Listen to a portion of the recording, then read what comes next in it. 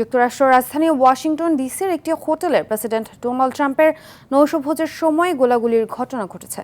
এরপরই জরুরি ভিত্তিতে ট্রাম্প ও ফার্স্ট লেডি মেলানিয়া ট্রাম্পকে সরিয়ে নেওয়া হয়। পরে সন্দেহভাজন হামলাকারীকে গ্রেফতার করে পুলিশ। এর আগে ইরানের সঙ্গে শান্তি আলোচনা স্থগিত করে মার্কিন প্রতিনিধি দলের বৈঠক বাতিল করেন ট্রাম্প। ইরানও সরাসরি ওয়াশিংটনের সঙ্গে আলোচনার প্রস্তাব প্রত্যাখ্যান করে, যা যুদ্ধ পরিস্থিতিকে আবারও উস্কে দিচ্ছে। বিস্তারিত জানাচ্ছেন সামিউল শিহাব। নির্বাচনের সময় দুর্বৃত্তের গুলি থেকে অল্পের জন্য প্রাণে বেঁচে যান মার্কিন প্রেসিডেন্ট ডোনাল্ড ট্রাম্প। এরপর আরও একবার তাকে হত্যার চেষ্টা করে আততায়ী। সবশেষ শনিবার রাতে ওয়াশিংটন হিলটন হোটেলে ট্রাম্পের নৈশভোজের সময় আবারও গোলাগুলির ঘটনা ঘটে।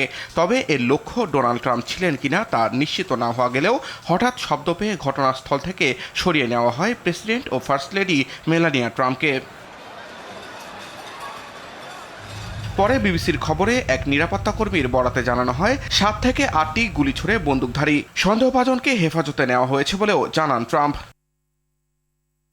এদিকে ওয়াশিংটনে যখন এমন ঘটনা ঘটছে তখন যুক্তরাষ্ট্রের সঙ্গে কোনো ধরনের আলোচনা ছাড়াই পাকিস্তান ছাড়েন ইরানের পররাষ্ট্রমন্ত্রী আব্বাস আরাকচির নেতৃত্বাধীন প্রতিনিধি দল। 3 দেশীয় কূটনৈতিক সফরের দ্বিতীয় পর্যায়ে এখন ওমানে রয়েছেন তারা।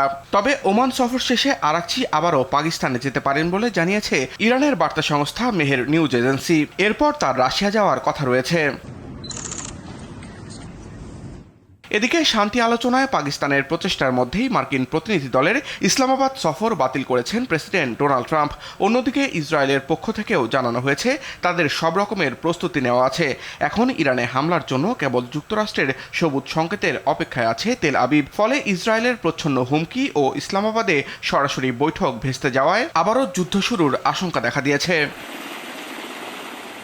এরই মধ্যে আরব সাগরে ইরানের আরেকটি জ্বালানিবাহী জাহাজ আটক করেছে মার্কিন সামরিক বাহিনী। সামাজিক মাধ্যম এক্সে সেন্টকম জানায় ইরানের ছায়াবহরের ওই জাহাজটি বিদেশি বাজারে বিক্রির জন্য কয়েকশো কোটি ডলার মূল্যের জ্বালানি, তেল ও গ্যাসজাত পণ্য বহন করছিল। অন্যদিকে বিশ্বব্যাপী তেল ও গ্যাস সরবরাহের গুরুত্বপূর্ণ পথ হরমুজ প্রণালী নিয়ন্ত্রণ করাই যুক্তরাষ্ট্রের সঙ্গে চলমান যুদ্ধে ইরানের চূড়ান্ত কৌশল বলে জানিয়েছে আইআরজিসি। সামিউল শিহাব, RTV।